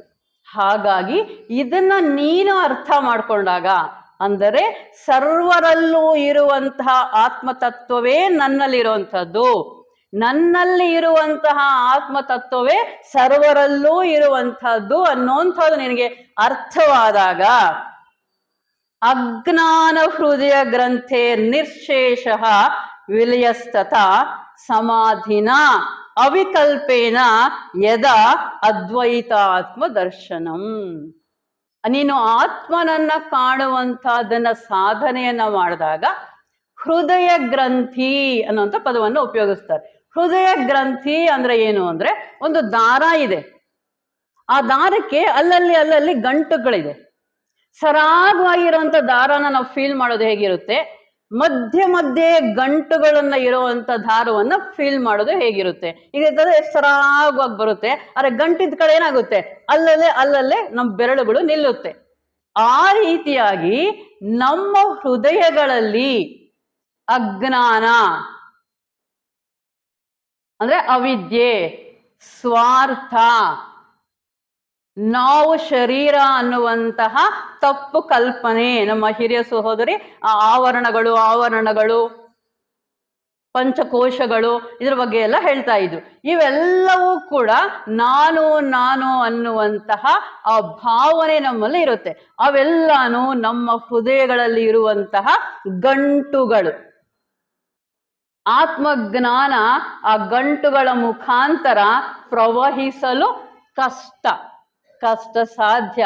ಅದಕ್ಕಾಗಿ ಯಾವಾಗ ನೀನು ಆ ಆತ್ಮ ದರ್ಶನದ ಕಡೆ ಪ್ರಯತ್ನವನ್ನ ಮಾಡ್ತೀಯೋ ಆಗ ಅದು ಹೃದಯದಲ್ಲಿರುವಂತಹ ಗಂಟುಗಳು, ಅದನ್ನ ಅಧ್ಯಾತ್ಮದಲ್ಲಿ ಗ್ರಂಥಿಗಳು ಅಂತ ಕರೀತಾರೆ, ಅವೆಲ್ಲ ಕೂಡ ವಿಚ್ಛಿನ್ನ, ಎಲ್ಲ ಹಾಳಾಗಿ ಆರಾಮಾಗಿ ಆ ಶಕ್ತಿ ಪ್ರಪಾತ ಸರಾಗವಾಗಿ ಆತ್ಮನ ಶಕ್ತಿ ನನ್ನ ಮುಖಾಂತರ, ಅವನು ಆನಂದ ಸ್ವರೂಪ ನನ್ನ ಮುಖಾಂತರ ಬರೋದಿಕ್ಕೆ ನಮ್ಗೆಲ್ಲ ಕೂಡ ಈ ಪಂಚಕೋಶಗಳು ಅಡ್ಡಿಯಾಗಿದೆ. ಯಾವಾಗ ನಾನು ಪಂಚಕೋಶಗಳಲ್ಲೂ ಅಲ್ಲ, ಪ್ರಕಾಶಮಾನವಾದ ಆನಂದ ತತ್ವ ನಾನು ಅನ್ನುವಂಥದ್ದು ಅರ್ಥ ಆಗುತ್ತೋ ಆಗ ಹೃದಯ ಗ್ರಂಥಿಗಳೆಲ್ಲ ಕೂಡ ವಿಚ್ಛಿನ್ನವಾಗುತ್ತೆ, ಬಿಟ್ಟು ಹೋಗುತ್ತೆ, ಬಿಡಿಸ್ಕೊಂಡ್ಬಿಡುತ್ತೆ. ಆಗ ಅವಿಕಲ್ಪ ಸಮಾಧಿ ಅಂದ್ರೆ ವಿಕಲ್ಪಗಳು ಅಂದ್ರೆ ದೋಷಗಳು, ಈ ಅಜ್ಞಾನ, ಹಿಂದಿನ ಜನ್ಮಗಳಿಂದ ನಾವು ನಡೆಸ್ಕೊಂಡು ಬಂದಿರುವಂತಹ ಎಲ್ಲ ಕೆಟ್ಟ ಸಂಸ್ಕಾರಗಳು, ಇವೆಲ್ಲವೂ ಈಗ ನಮ್ಮಲ್ಲಿ ಏನ್ ಸೇರ್ಕೊಂಡಿದೆ, ಇವೆಲ್ಲ ಆಧ್ಯಾತ್ಮಿಕ ವಿಕಾಸ ಥಿಯಾಸಫಿ ಅಂದ ತಕ್ಷಣ ನಮಗೆ ನೆನಪಾಗ್ಬೇಕು ಇದೆಲ್ಲ ಪ್ರಯತ್ನ ಯಾತಕ್ಕಾಗಿ. ನಮ್ಮ ಸೋದರ ನಿರ್ದೇಶನತ್ವವನ್ನು ತಗೊಂಡು ಇಂಥ ಅಗಾಧವಾದ ಗ್ರಂಥವನ್ನ ತಗೊಂಡು ನಮ್ಮನ್ನೆಲ್ಲ ಸೇರಿಸಿ ಏನೋ ತಿಳ್ಕೋಬೇಕು ಅನ್ನೋಂಥ ಪ್ರಯತ್ನವನ್ನ ಮಾಡ್ತಾ ಇರೋದು ಯಾತಕ್ಕಾಗಿ? ಫೈನಲ್ ಆಗಿ ವಿಕಾಸ, ಅದೇ ತಾನೇ, ಅದೇ ನಮ್ಮೆಲ್ಲರ ಗುರಿ. ಆ ವಿಕಾಸ ಕ್ರಮದಲ್ಲಿ ನಾವು ಹೋಗೋದಕ್ಕೆ ಅಡ್ಡಿಯಾಗಿರುವಂತಹ ಈ ಹೃದಯ ಗ್ರಂಥಿಗಳು ವಿಚ್ಛಿನ್ನವಾಗಬೇಕಾದ್ರೆ ನಾನು ಆತ್ಮ, ಏನೆಲ್ಲ ಈ ಪಂಚಕೋಶಗಳು, ಏನೆಲ್ಲ ನಾನು ಉಪಾಧಿಗಳು ಅಂತ ಅನ್ಕೊಂಡಿದ್ದೀನೋ ಅವುಗಳು ನಾನು ಅಲ್ಲ ಅನ್ನುವಂತಹ ಭಾವನೆ ನನ್ನಲ್ಲಿ ಮೂಡಿದಾಗ ಅದು ಅಂದ್ರೆ ವಿಕಲ್ಪ ನಿರ್ವಿಕಲ್ಪ. ವಿಕಲ್ಪ ಅಂದ್ರೆ ದೋಷಗಳು, ನಿರ್ವಿಕಲ್ಪ ಅಂದ್ರೆ ದೋಷರಹಿತವಾದ, ಅದನ್ನ ನಾವು ಸಮಾಧಿ, ಅದರ ಮೂಲಕ ಆ ಪರಮಾತ್ಮ ದರ್ಶನಂ ಸ್ಟೆಪ್ ಬೈ ಸ್ಟೆಪ್ ಗುರುಗಳು ತಗೊಂಡು ಹೋಗ್ತಾ ಇದ್ದಾರೆ. ಅಂದ್ರೆ ಇಂದ್ರಿಯ ನಿಗ್ರಹ, ಅದರಿಂದ ಮನಸ್ಸಿನ ಪ್ರಶಾಂತತೆ, ಅದರಿಂದ ನಮ್ಮಲ್ಲಿರುವಂತ ಹೃದಯ ಗ್ರಂಥಿ ಭೇದವಾಗುವಂಥದ್ದು, ಆ ನಂತರದಲ್ಲಿ ಸಮಾಧಿ, ನಿರ್ವಿಕಲ್ಪ ಸಮಾಧಿಯನ್ನು ಸೇರುವಂಥದ್ದು, ಆ ನಿರ್ವಿಕಲ್ಪ ಸಮಾಧಿಯ ಮುಖಾಂತರ ಪರಮಾತ್ಮ ದರ್ಶನಂ ಹಂತಗಳಾಗಿ ನೀಟಾಗಿ ತಗೊಂಡು ಹೋಗ್ತಾ ಇದೆ. ಆ ರೀತಿಯಾದ ಪರಮಾತ್ಮ ದರ್ಶನವನ್ನ ನೀನು ಪಡಿಬೇಕಾಗಿದ್ರೆ ನೀನು ಸಾಧನೆ ಮಾಡಬೇಕಾಗಿರುವಂತಹ ಸದ್ಗುಣಗಳು ಯಾವ್ಯಾವುದು? ನಾವು ಅದನ್ನ ಸದಾಚಾರ ಅಂತ ಕರಿತಾ ಇದೀವಿ. ಷಟ್ ಸಂಪತ್ತಿ ಹೆಸರು ಎಷ್ಟು ಚೆನ್ನಾಗಿ ನೋಡಿ, ಷಟ್ ಸಂಪತ್ತಿ, ನಾನು ಸಂಪಾದನೆ ಮಾಡಬೇಕಾಗಿರುವಂತಹ ಐಶ್ವರ್ಯ. ಹೌದ್ ತಾನೆ? ಸಂಪತ್ತು, ನಾವೇನ್ ಅನ್ಕೊಳ್ತೀವಿ ಸಂಪತ್ತು ಅಂದ್ರೆ ಏನೆಲ್ಲ ನೆನಪಾಗುತ್ತೆ ನಮ್ಗೆ, ಸೈಟು, ಮನೆ, ಬ್ಯಾಂಕ್ ಬ್ಯಾಲೆನ್ಸು, ತೋಟ, ಇನ್ನೊಂದು ಮತ್ತೊಂದು. ಆ ಸಂಪತ್ತು ಶಾಶ್ವತವಾಗಿರುವಂಥದ್ದು ಅಲ್ಲ. ನಾವೇ ಶಾಶ್ವತ ಶಾಶ್ವತ ಅಲ್ಲ ಅಂದ ಮೇಲೆ ನಾವು ಸಂಪಾದನೆ ಮಾಡುವಂತ ಆ ಸಂಪತ್ತು ಹೇಗೆ ಶಾಶ್ವತ ಆಗೋಕ್ ಸಾಧ್ಯ? ಹಾಗಾಗಿ ಆಧ್ಯಾತ್ಮಿಕ ಪಥದಲ್ಲಿ ನಡಿಬೇಕು ಅಂತ ಸಂಕಲ್ಪ ಮಾಡಿದ ಪ್ರತಿಯೊಬ್ಬ ಸಾಧಕನು ಸಂಪಾದನೆ ಮಾಡಬೇಕಾಗಿರುವಂತ ಸಂಪತ್ತುಗಳು 6. ಅದಕ್ಕೆ ನಾವು ಷಟ್ ಸಂಪತ್ತಿ ಅಂತ ಕರೆದ್ವಿ. ಅದೇ ರೀತಿಯಲ್ಲಿ ಅದೇ ಹಾದಿಯಲ್ಲಿ ಈಗ ನಮ್ಮ ಶಂಕರರು ಕೆಲವು ಪದಗಳನ್ನ ಹೇಳ್ತಾರೆ. ಏನೇನು ನಾನು ಸಾಧನೆ ಮಾಡಬೇಕು, ಏನೇನು ನನ್ನದಾಗಿ ಮಾಡ್ಕೋಬೇಕು. ಶಾಂತೋ ದಾಂತಹ ಪರಮ ಉಪರತಃ ಕ್ಷಾಂತಿಯುಕ್ತ ಸಮಾಧಿಂ ಕುರುವನ್ ನಿತ್ಯಂ ಕಲಯತಿ ಯತಿ ಸ್ವಸ್ಯ ಸರ್ವಾತ್ಮ ಭಾವಂ ತೇನ ಅವಿದ್ಯಾತಿಮಿರಂ ಸಾಧು ದಗ್ಧ್ವ ವಿಕಲ್ಪಾನ್.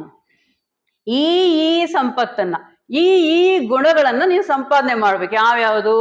ಶಾಂತೋ, ನಾವೇನು ಶಮ ದಮ ಅಂತ ಕರಿತಾ ಇರ್ತೀವೋ ಅದೇ ಲೈನಲ್ಲೇ ಹೋಗ್ತಾ ಇದ್ದಾರೆ. ಶಾಂತೋ, ನಿನ್ನ ಮನಸ್ಸಿನ ಮಾನಸಿಕ ಸ್ಥಿತಿ ಸದಾ ಪ್ರಶಾಂತವಾಗಿರ್ಬೇಕು.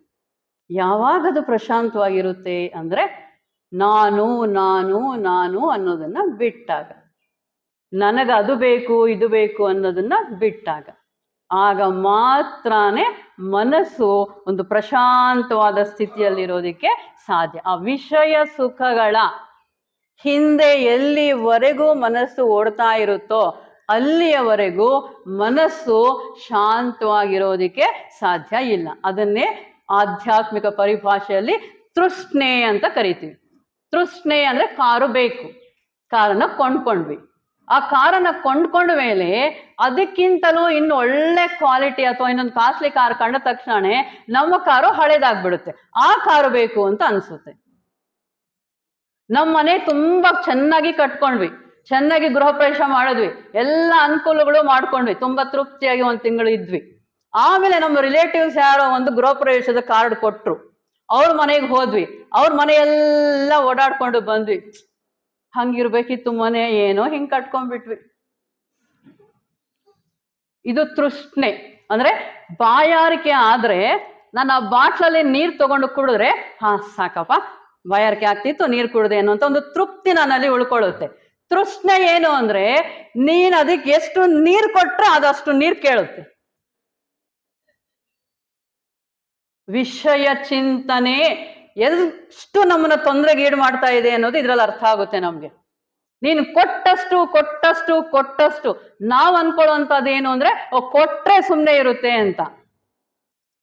ನೀನು ಕೊಡೋದನ್ನ ನಿಲ್ಸೋವರೆಗೂ ಅದು ಕೇಳ್ತಲೇ ಇರುತ್ತೆ. ತಪ್ಪು ಗ್ರಹಿಕೆ. ನಾವು ಅನ್ಕೊಂಡಿದ್ದೇನೋ ಇದಕ್ಕೆ ಮನೆ ಬೇಕಂತೆ ಮನೆ ಕೊಟ್ಬಿಡೋಣ ಸುಮ್ಮನೆ ಇರುತ್ತೆ, ಇದು ಕಾರ್ ಬೇಕಂತೆ ಕಾರ್ ಕೊಟ್ಬಿಡೋಣ ಸುಮ್ಮನೆ ಇರುತ್ತೆ, ಇದಕ್ಕೇನೋ ಆಸ್ತಿ ಬೇಕಂತೆ ಕೊಟ್ಬಿಡೋಣ ಸುಮ್ಮನೆ ಇರುತ್ತೆ. ಅಲ್ಲ, ಇದು ತೃಷ್ಣೆ. ಭಗವಾನ್ ಬುದ್ಧರು ನಿರ್ವಾಣದ ಮುಂಚೆ ಗೆದ್ದ ಒಂದು ಗುಣ ತೃಷ್ಣೆ. ಭಯಂಕರವಾಗಿರುವಂಥದ್ದು.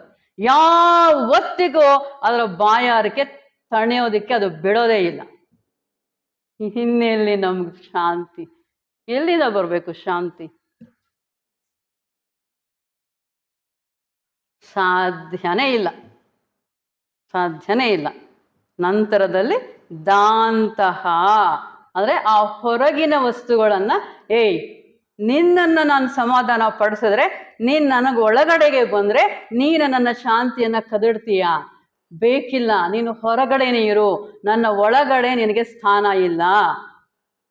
ಒಂದು ಪಕ್ಕದಲ್ಲಿ ಒಂದು ಚೆನ್ನಾಗಿರೋ ಕಾರ್ ಕಾಣಿಸ್ತು, ಆ ಕಾರ್ ಚೆನ್ನಾಗಿದೆ, ಅದು ಹೊರಗಿರುತ್ತೆ, ನೀನ್ ಪಾಡಕ್ ನೀನ್ ಇರ್ತೀಯ.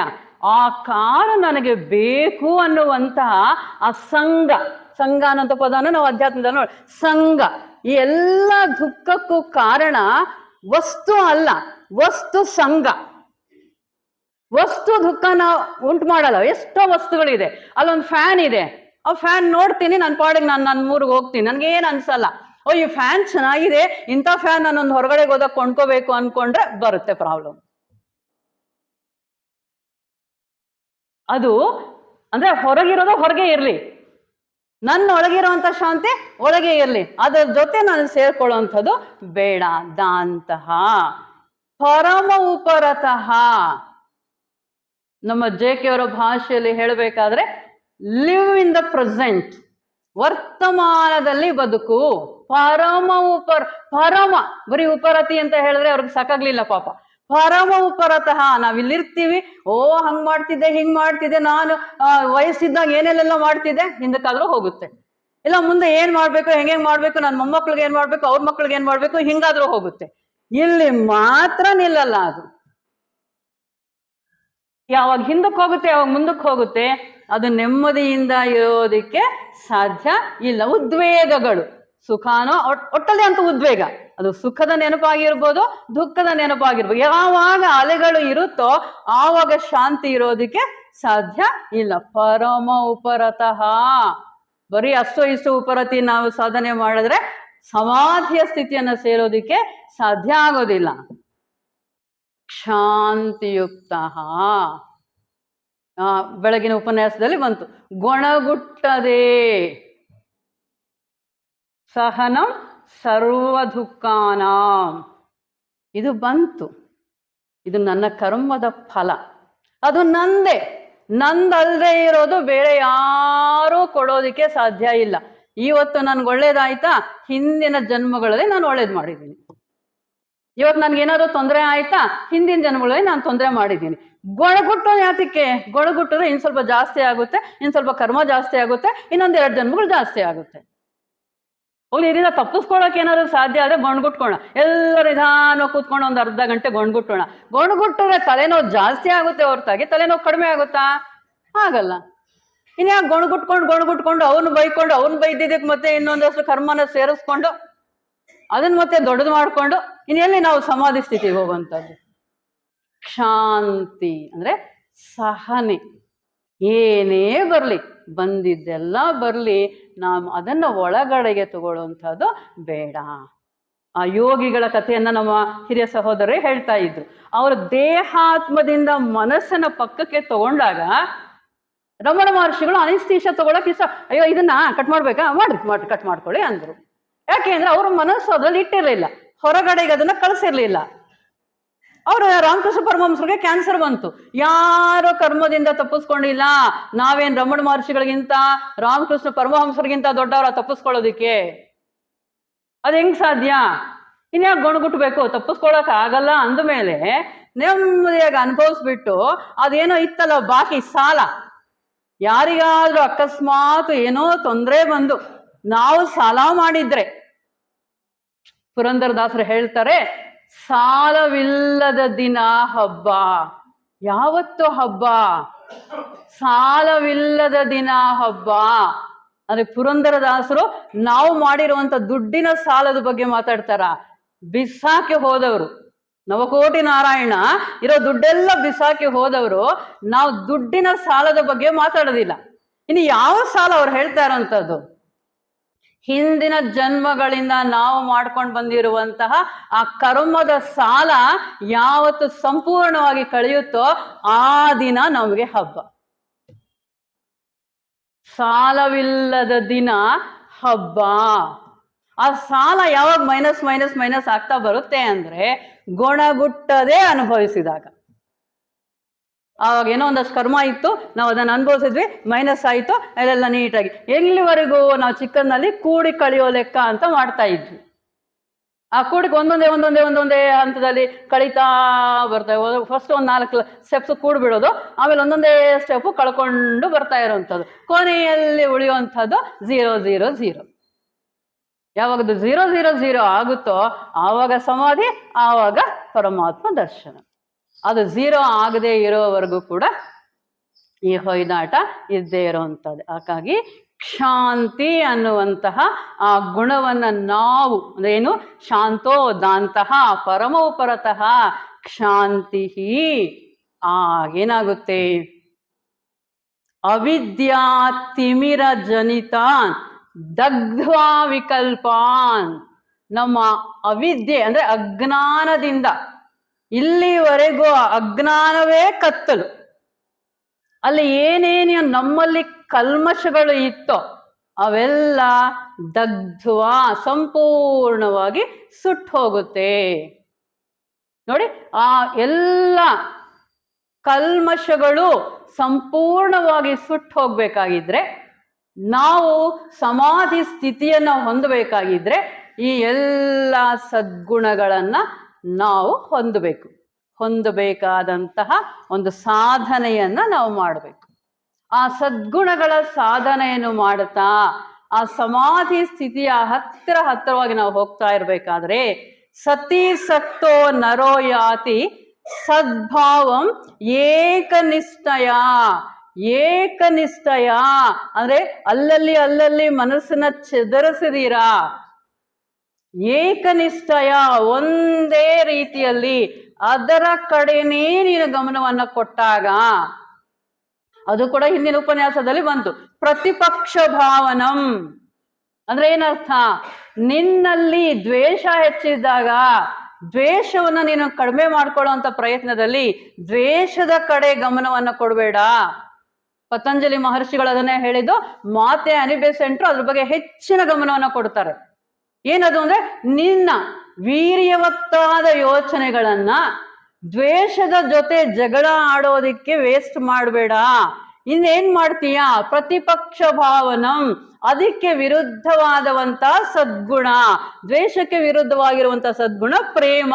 ಪ್ರೇಮ ಭಾವನೆಯನ್ನ ಸದಾ ಧ್ಯಾನಿಸು. ಏಕನಿಷ್ಠಯ. ಅವಾಗೇನಾಗುತ್ತೆ? ನೀನು ಪ್ರೇಮ ಮೂರ್ತಿ ಆಗ್ತೀಯ, ನೀನೇ ಪ್ರೇಮವಾಗ್ತೀಯ. ಈಗ ಕಷ್ಟಪಟ್ಟು ಪ್ರೇಮವನ್ನ ತುಂಬಿಸ್ಕೋಬೇಕು. ಆದರೆ ಸಾಧನೆ ಮುಂದುವರಿತಾ ಏನಾಗುತ್ತೆ? ಧ್ಯಾನ ನಿಷ್ಠನಾದಾಗ, ಪ್ರೇಮದ ಬಗ್ಗೆ ನೀನು ಯೋಚನೆ ಮಾಡಿದಾಗ, ಆಗ ಪ್ರೇಮ ಬೇರೆ ನೀನು ಬೇರೆ ಏನಲ್ಲ, ನೀನೇ ಪ್ರೇಮವಾಗ್ತೀಯ. ಹೇಗೆ? ಕೀಟಕೋ ಭ್ರಮರಂ ಧ್ಯಾಯನ್ ಭ್ರಮರತ್ವಾತ್ ಕಲ್ಪತೆ. ವೇದಾಂತ ಇದರಲ್ಲಿ ಭ್ರಮರ ಕೀಟಕ ನ್ಯಾಯ ಅಂತಾರೆ. ಯದ್ ಭಾವಂ ತದ್ಭವತಿ. ನೀನು ಏನನ್ನ ನೆನೆಸ್ಕೊಳ್ತೀಯೋ, ಏನನ್ನ ನೀನು ಭಾವಿಸ್ತೀಯೋ ಅದೇ ಆಗ್ತೀಯ. ಇಲ್ಲಿವರೆಗೂ ನೀನು ನನ್ನ ಕರ್ಮ, ನನ್ನ ಕಷ್ಟ, ಇವೆಲ್ಲ ಹಿಂಗೆ ಅವೆಲ್ಲ ಹಂಗೆ ಅಂತ ಯೋಚನೆ ಮಾಡ್ತಾನೇ ಇದ್ದೆ. ಅವೆಲ್ಲ ನಿನ್ನ ಜೀವನದಲ್ಲಿ ಹಾಗೆ ಆಗ್ತಾನೇ ಇದೆ. ಇಲ್ಲಿಂದ ಮುಂದಕ್ಕೆ ಏನ್ ಮಾಡ್ತೀಯಾ? ನಾನು ಆ ಆತ್ಮಸ್ವರೂಪ, ನಾನು ಪರಮಾತ್ಮನ ಅಂಶ, ಸತ್ ಚಿತ್ ಆನಂದ ನನ್ನ ಸ್ವರೂಪ, ಸತ್ಯ ಸ್ವರೂಪ. ನೋಡಿ, ಸತೀ ಸತ್ತೋ ಅಂದ್ರೆ ಸತ್ಯದಲ್ಲಿ ಆಸಕ್ತಿಯನ್ನ ಹೊಂದಿರುವಂತಾನು. ಯಾವಾಗ ಸತ್ಯದಲ್ಲಿ ಆಸಕ್ತಿಯನ್ನು ಹೊಂದಿ ಏಕನಿಷ್ಠಯ, ಇನ್ನು ಒಂದ್ಸಲ ಸತ್ಯದಲ್ಲಿ ಇನ್ನೊಂದ್ಸಲ ಸೈಟ್ ಮೇಲೆ ಇದ್ರೆ ಆಗಲ್ಲ. ಅದು ಸತ್ಯದಲ್ಲಿ ಇದ್ದ ಮೇಲೆ ಸತ್ಯದಲ್ಲೇ ನಿಲ್ಬೇಕು. ಯಾವಾಗ ನೀನು ಸತ್ಯದಲ್ಲೇ ನಿಲ್ತೀಯೋ ಆಗ ಏನಾಗ್ತೀಯ? ಭ್ರಮರದ ಬಗ್ಗೆನೇ ಯೋಚನೆ ಮಾಡಿ ಮಾಡಿ ಮಾಡಿ ಯಾವ ರೀತಿಯ ಹುಳು ತಾನೇ ಭ್ರಮರವಾಗಿ ಹೊರಗೆ ಬರುತ್ತೋ ಆ ರೀತಿಯಲ್ಲಿ ಸಂಪೂರ್ಣ ಏಕಾಗ್ರತೆಯಿಂದ ನೀನು ಸತ್ಯವನ್ನೇ ಧ್ಯಾನಿಸಿದಾಗ ನೀನೇ ಸತ್ಯವಾಗ್ತೀಯ.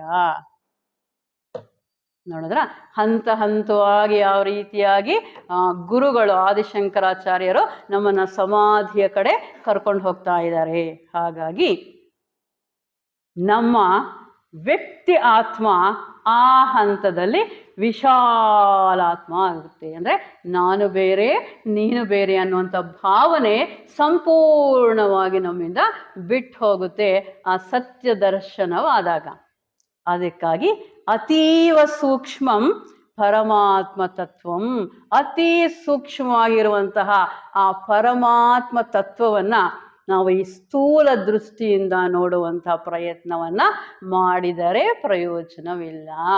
ನಾವು ಎಷ್ಟು ಆಂತರಿಕವಾಗಿ ನಮ್ಮ ಸಾಧನೆಗಳನ್ನು ನಡೆಸ್ಕೊಂಡು ಹೋಗ್ತೀವೋ ಅಷ್ಟಷ್ಟು ನಾವು ಆ ಪರಮಾತ್ಮ ತತ್ವಕ್ಕೆ ಹತ್ತಿರ ಆಗ್ತಾ ಹೋಗ್ತೀವಿ. ಅದಕ್ಕಾಗಿ ಆ ವೇದಾಂತದಲ್ಲಿ ಹೇಳುವಂಥದ್ದು, ಯಥಾ ಸುವರ್ಣಂ ಪುಟಪಾಕ ಶೋಧಿತಂ ತ್ಯಕ್ತ್ವಾ ಮಲೌ ಸ್ವಾತ್ಮಗುಣಂ ಸಮುಚ್ಯತಿ ತಥಾ ಮನಃ ಸತ್ವ ರಜಸ್ತಮೋಮಲಂ ಧ್ಯಾನೇನ ಸಂತ್ಯಜ್ಯ ಸಮೇತಿ ತತ್ವಂ.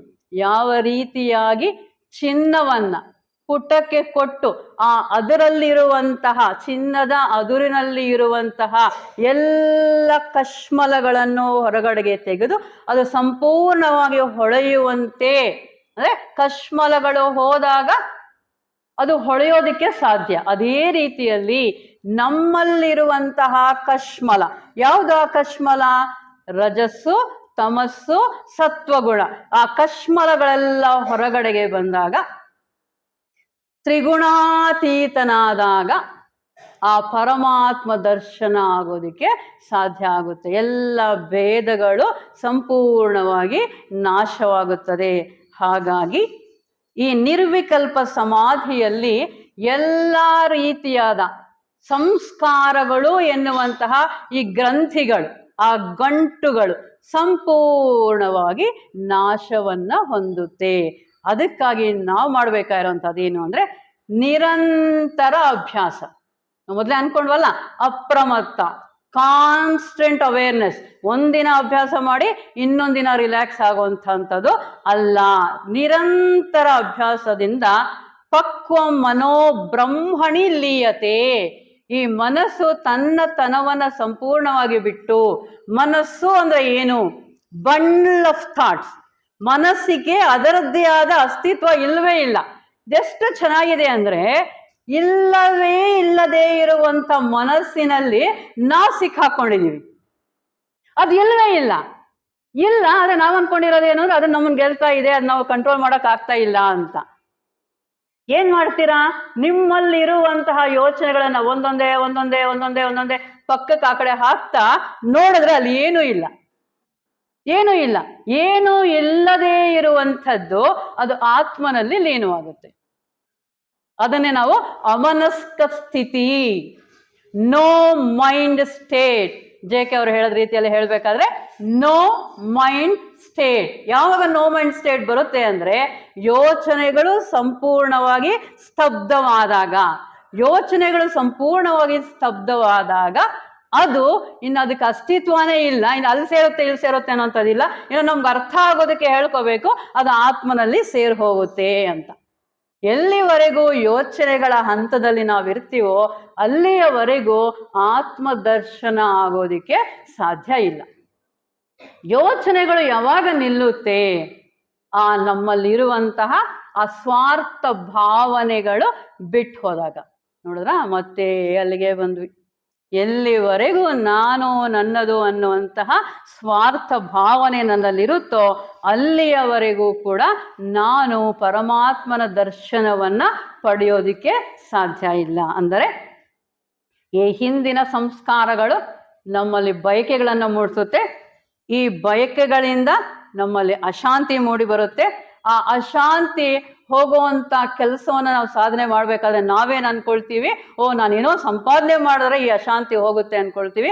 ಅಸ್ವಾರ್ಥ ರೂಪವಾದ ಕೆಲಸಗಳನ್ನು ಮಾಡೋದಕ್ಕೆ ಪ್ರಯತ್ನನ ಮಾಡ್ತೀವಿ. ಯಾವಾಗ ನಮ್ಮ ಗಮನ ಸ್ವಾರ್ಥದ ಕಡೆ ಹೋಯ್ತೋ ಆಗ ಮತ್ತೆ ನಾವು ಅದೇ ಅನ್ಕೊಂಡ್ವಲ್ಲ, ಚೆಂಡು ಮೇಲಿಂದ ಕೆಳಗಡೆಗೆ ಬಿದ್ದ ರೀತಿಯಲ್ಲಿ ಕೆಳಗಡೆಗೆ ಬೀಳುವಂತಹ ಸಾಧ್ಯತೆಗಳು ಹೆಚ್ಚು. ಅದಕ್ಕಾಗಿ ನಾವು ಅರ್ಥ ಮಾಡ್ಕೋಬೇಕಾಗಿರೋಂಥ ಅಂಶಗಳೇನು ಅಂದ್ರೆ, ನಮ್ಮಲ್ಲಿ 2 ರೀತಿಯಾದ ವಾಸನೆಗಳು ಅಂದ್ರೆ ಸಂಸ್ಕಾರಗಳು ಇರುತ್ತೆ. ಅದನ್ನ ಅರ್ಥ ಮಾಡ್ಕೋಬೇಕಾದ್ರೆ ನಾವು ಸಂಚಿತ ಕರ್ಮ ಅಂತ ಕರಿತೀವಿ. ಹೌದ್ ತಾನೆ? ಸಂಚಿತ ಕರ್ಮ ಅಂದ್ರೆ ಇನ್ನೂ ನಮಗೆ ಕೆಲಸಕ್ಕೆ ಬರದೇ ಇರುವಂತಹ ಕರ್ಮ. ಅದು ಬ್ಯಾಂಕಲ್ಲಿದೆ, ಇನ್ನು ಡ್ರಾ ಮಾಡಿಲ್ಲ ನಾವು. ಹೌದಾ? ಪ್ರಾರಬ್ಧ ಕರ್ಮ ಅಂದ್ರೆ ಒಂದಷ್ಟು ದುಡ್ಡನ್ನ ಡ್ರಾ ಮಾಡ್ಕೊಂಡು ಬಂದಿದೀವಿ. ಆ ದುಡ್ಡನ್ನ ನಾವೀಗ ಅನುಭವಿಸ್ತಾ ಇದ್ದೀವಿ. ಇದು ಈಗ ಇರುವಂತಹ ಪರಿಸ್ಥಿತಿ. ಅಂದ್ರೆ ಈಗ ನಮ್ಮ ಪರಿಸ್ಥಿತಿಯಲ್ಲಿ ಏನು ಇದೆಯೋ, ಅದು ಸುಖ ಆಗಿರ್ಬೋದು, ದುಃಖ ಆಗಿರ್ಬೋದು, ಅದು ಈಶ್ವರನ ಸಂಕಲ್ಪ, ಭಗವಂತನ ಸಂಕಲ್ಪ, ಅವನ ಪ್ರಸಾದ. ಭಗವಂತನ ಪ್ರಸಾದ. ಒಂದಿನ ಸ್ವೀಟ್ ಕೊಡ್ತಾನೆ, ಒಂದಿನ ಖಾರ ಕೊಡ್ತಾನೆ. ಸ್ವೀಟ್ ಕೊಟ್ರು ಭಗವಂತನ ಪ್ರಸಾದ, ಖಾರ ಕೊಟ್ರು ಭಗವಂತನ ಪ್ರಸಾದ ಅಂತ ನಾವು ಯಾವಾಗ ಅದನ್ನ ನಿರ್ಮಲ ಚಿತ್ತದಿಂದ ಸ್ವೀಕಾರ ಮಾಡ್ತೀವೋ ಆಗ ಅದು ಕಡಿಮೆ ಆಗ್ತಾ ಬರುತ್ತೆ. ಇದು ಒಂದು ಮೆಥಡ್. ಇನ್ನು ಎರಡನೇದಾಗಿ, ಇನ್ನೂ ಬರದೇ ಇರುವಂತಹ ಅಂದ್ರೆ ಸಂಚಿತ ಕರ್ಮ, ಅದನ್ನ ಯಾವ ರೀತಿಯಾಗಿ ನಾವು ಕಡಿಮೆ ಮಾಡ್ತಾ ಬರಬೇಕು ಅಂದ್ರೆ, ನಿಸ್ವಾರ್ಥವಾಗಿ ಕರ್ಮಗಳನ್ನು ಮಾಡಿದಾಗ, ನಾನು ಅಂತ ಮಾಡಿದಾಗ ಅದು ಒಳ್ಳೇದಾದ್ರೂ ನನ್ನ ಹತ್ರಕ್ಕೆ ವಾಪಸ್ ಬರಬೇಕು, ಕೆಟ್ಟದ್ದಾದ್ರೂ ನನ್ನ ಹತ್ರಕ್ಕೆ ವಾಪಸ್ ಬರಬೇಕು. ಅಲ್ಲಿ ನಾನು ಅನ್ನುವಂತಹ ಭಾವನೆಯನ್ನ ಸಂಪೂರ್ಣವಾಗಿ ತೊಲಗಿಸಿ ಈಶ್ವರಾರ್ಪಣ ಬುದ್ಧಿಯಿಂದ, ಸಂಪೂರ್ಣ ಶರಣಾಗತಿಯ ಬುದ್ಧಿಯಿಂದ ನಾವು ಕಾರ್ಯಗಳನ್ನ ಮಾಡಿದಾಗ ಅದು ವಾಪಸ್ ಬರೋದಕ್ಕೆ ಕೇಂದ್ರ ಬಿಂದು ಇಲ್ಲ. ಅದು ಹಾಗೇ ಪ್ರಪಂಚಾದ್ಯಂತ ಹೋಗಿ ಲೋಕ ಸಮಸ್ತ ಸುಖಿನೋ ಭವಂತು, ಅದು ನಮ್ಮ ಹತ್ರಕ್ಕೆ ವಾಪಸ್ಸು ಬರಲ್ಲ. ಈ ರೀತಿಯಲ್ಲಿ ನಾವು ಆ ಸಂಚಿತ ಕರ್ಮಗಳನ್ನ ಸಂಪೂರ್ಣವಾಗಿ ದಗ್ಧ ಮಾಡುವಂತಹ ಅವಕಾಶ ಇದೆ ಯಾವಾಗ ಸಂಪೂರ್ಣ ಶರಣಾಗತಿ ನಮ್ಮಲ್ಲಿ ಮೂಡಿ ಬಂದಾಗ.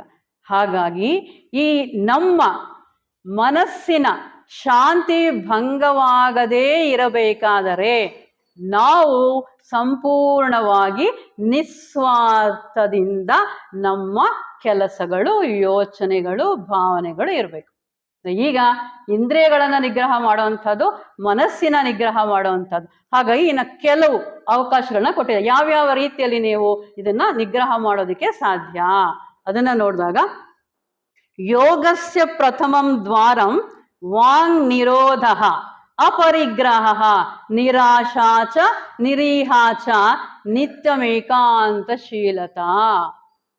ಯೋಗಸ್ಯ ಪ್ರಥಮಂ ದ್ವಾರಂ, ನಾವು ಏನು ಬ್ರಹ್ಮಜ್ಞಾನದ ದೇವಾಲಯವನ್ನು ಸೇರಬಹುದು, ಅದನ್ನು ಸೇರಬೇಕಾದ್ರೆ ಹಂತ ಹಂತವಾಗಿ ಕೆಲವು ದ್ವಾರಗಳನ್ನು ದಾಟಿ ಹೋಗ್ಬೇಕು. ಅದರಲ್ಲಿ ವಾಂಗ್ ನಿರೋಧ, ಅದನ್ನ ಸಪರೇಟ್ ಆಗಿ ವಾಕಲ್ಲೇ ತಗೋಬಹುದು, ಇಲ್ಲ ವಾಕ್ ಎಲ್ಲ ಸೇರಿ ಇಂದ್ರಿಯಗಳು ಅಂತ ತಗೋಬಹುದು. ನಂತರದಲ್ಲಿ ನಿರಾಶಾ, ಏನೋ ಒಳ್ಳೇದಾಗ್ಬೇಕು, ನಿರೀಕ್ಷಣೆ, ಎಕ್ಸ್ಪೆಕ್ಟೇಷನ್, ಅದಾಗಬೇಕು, ಇದಾಗಬೇಕು, ಇದಾಗಬೇಕು, ಅದಾಗಬೇಕು. ನಿರೀಹಾ, ಸ್ವಾರ್ಥಪರವಾಗಿರುವಂತಹ ಯೋಚನೆಗಳನ್ನ, ಕೆಲಸಗಳನ್ನ ಕಂಟ್ರೋಲ್ ಮಾಡುವಂಥದ್ದು. ಏಕಾಂತಶೀಲತಾ, ಎಲ್ಲಿವರೆಗೂ ಹೊರಗಡೆ ನಮ್ಮ ಗಮನ ಬರುತ್ತೋ ಅಲ್ಲಿವರೆಗೂ ಆತ್ಮನಲ್ಲಿ ನಾವು ಒಂದಾಗೋದಕ್ಕೆ ಸಾಧ್ಯ ಇಲ್ಲ. ಏಕಾಂತ ಅಂದ್ರೆ ಬರೀ ಶಾರೀರಿಕವಾಗಿ ಏಕಾಂತ ಅಲ್ಲ, ನಾನು ನನ್ನ ಗುರುಗಳು, ನಾನು ನನ್ನ ಪರಮಾತ್ಮ. There is no one between my guru and myself. ಅದು ಏಕಾಂತಶೀಲತಾ. ಈ ರೀತಿಯಾಗಿ ನಾವು ಸಾಧನೆಯನ್ನ ಮಾಡ್ತಾ ಬಂದಾಗ ತನ್ನಿವೃತ್ತ್ಯಾ ಮುನೇಹೇ ಸಮ್ಯಕ್ ಸರ್ವೋಪರಮಣಂ ಸುಖಂ ಸಂದೃಶ್ಯತೆ ಸದಾನಂದ ರಸಾನುಭವ ವಿಪ್ಲವ. ತನ್ನಿವೃತ್ತ್ಯ, ಈಗ ನಮಗೆ ಸಂಪೂರ್ಣವಾಗಿ ಸಮಾಧಿ ಸ್ಥಿತಿಯ ಬಗ್ಗೆ ಹೇಳ್ತಾರೆ. ಏನಂತ ಅಂದ್ರೆ, ಇಲ್ಲಿವರೆಗೂ ನಾವು ತಗೊಂಡ್ರೆ ಆನಂದ ಅನ್ಕೊಳ್ತಾ ಇದ್ವಿ, ಈಗ ನಮ್ಗೆ ಅರ್ಥ ಆಯ್ತು ತನ್ನಿವೃತ್ತ್ಯ, ಬಿಡು ಬಿಡು ಬಿಡು. ತ್ಯಾಗೇನೈಕೇನ ಅಮೃತತ್ವಂ ಆನಶುಹು. ಎಲ್ಲಿವರೆಗೂ ನೀನು ಬಿಡ್ತಾ ಬಿಡ್ತಾ ಬಿಡ್ತಾ ಬರ್ತೀಯೋ ಅಲ್ಲಿವರೆಗೂ ಆನಂದದ ಸಾಮ್ರಾಜ್ಯದಲ್ಲಿ ನೋಡಿ, ಸದಾನಂದ ರಸಾನುಭವ ವಿಪ್ಲವ.